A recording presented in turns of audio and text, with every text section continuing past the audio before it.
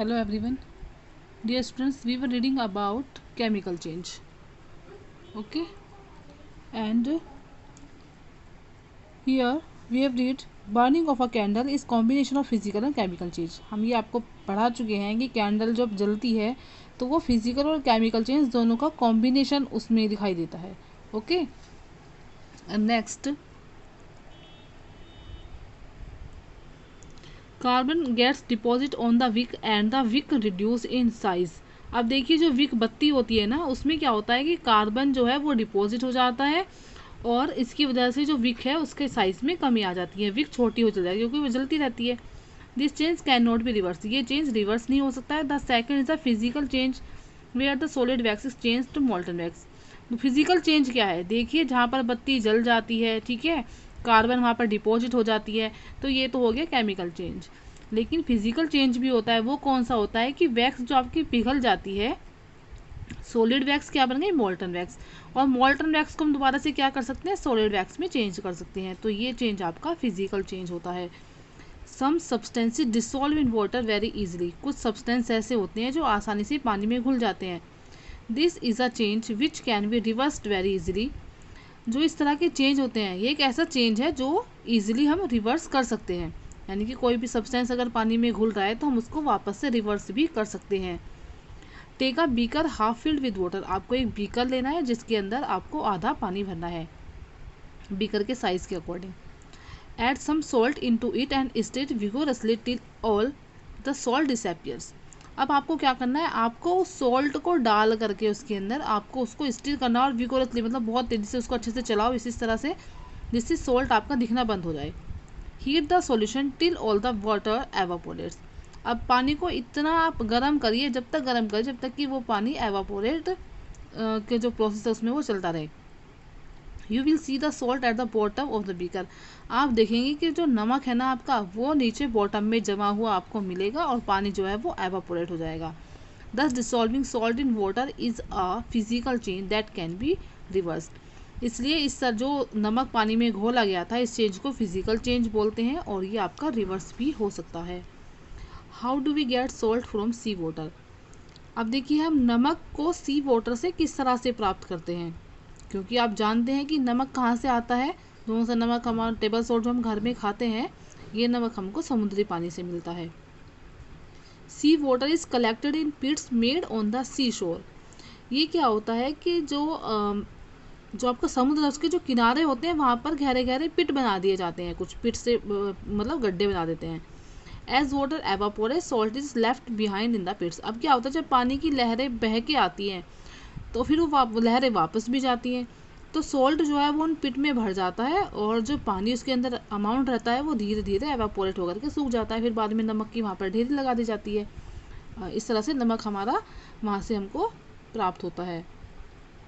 Some materials react with water to make a new material. कुछ material पानी के साथ रिएक्ट करते हैं और एक नया मटीरियल बनाते हैं.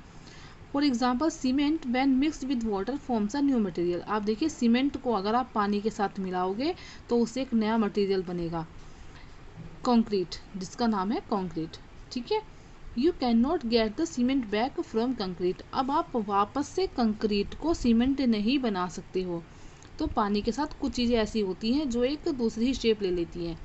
अगर सीमेंट पानी के साथ मिला दिया फिर वो क्या एक पत्थर का रूप ले लेता है और वापस से हम उसका वो पाउडर वाला सीमेंट नहीं बैक कर सकते हैं. Thus it is a chemical change. इसलिए क्या है? एक केमिकल चेंज है. Plaster of Paris a very useful compound used in art, architecture, fire proofing and medical application also shows a similar change. देखिए ऐसा ही चेंज किस में आता है? ऐसा ही चेंज आपका उसमें भी आता है. क्या बोलते हैं? प्लास्टर ऑफ पेरिस के साथ पीओपी जिसको हम बोलते हैं. आपने देखा होगा ना पीओपी से छत वगैरह बनाते हैं उस पर डिज़ाइन किए जाते हैं. ठीक है. आर्ट में, आर्किटेक्चर में, फायर प्रूफिंग में, इन सब चीज़ों में इसका यूज़ होता है और ये भी सिमिलर चेंज दिखाती है. Have you seen a plaster put over a fractured arm. क्या आपने प्लास्टर देखा है? अगर किसी के हाथ टूट जाता है आपने देखा होगा उसके ऊपर प्लास्टर कर दिया जाता है ना. तो आपने उस तरह का वो प्लास्टर भी देखा होगा. या पैर टूट जाता है तो भी प्लास्टर किया जाता है ताकि वो हड्डी टूट जाए. Here is given info bit. The term plaster of Paris was first introduced in the 1700 centuries due to large quarry deposit of gypsum calcium sulfate dehydrate found in Montmartre, a district of Paris। Paris की जो district है मोंटामार्टर, वहाँ पर हमारा ये जो है 1700वीं जो शताब्दी चल रही थी उसमें ये मतलब फाइंड किया गया था, इंट्रोड्यूस, इसकी पहचान हो गई थी। ठीक है, और ये किसका डिपॉजिट होता है? ये डिपॉजिट होता है जिप्सम का, जिसको कैल्शियम सल्फेट डिहाइड्रेट बोला जाता है। और ये कौन सी जगह पे पाया गया था वो भी इसमें बताया गया है। Okay, some solid react with water to produce a gas that escapes as bubbles. कुछ सॉलिड पानी के साथ रिएक्ट करते हैं तो उसमें से गैस रिलीज होती है। ठीक है, क्या? वो बबल के रूप में। आपने देखा होगा कि बबल से बनते रहते हैं। Can you think of an example? क्या कोई ऐसा एग्जाम्पल सोच सकते हैं, बता सकते हैं? Many times when you complain of a stomach एक। आप कितनी बार आपको पेट की शिकायत हो जाती है ना? पेट हमारा दर्द करता है। Your mother give you an antacid, तो आपकी मदर आपको एंटासिड देती है। अब देखिए, सिंपल सी चीज़ है। अभी आपने इनो देखा होगा, ये एग्जांपल हम ले लेते हैं। जब हम इनो पानी में डालते हैं तो उसमें कितने सारे बबल्स बनते हैं, है ना? तो वो क्या है? वो एंटासिड है। और जब हमारे पेट में दर्द होता है उस टाइम पे हम इनो को यूज़ करते हैं। What happens when it is added to water? क्या होता है जब पानी उसमें मिला दिया जाता है? Do you see some bubbles coming out? तो आपने देखा होगा कुछ बबल्स उसमें बनते हैं। Given below are some signs of a chemical change a gas physics produced.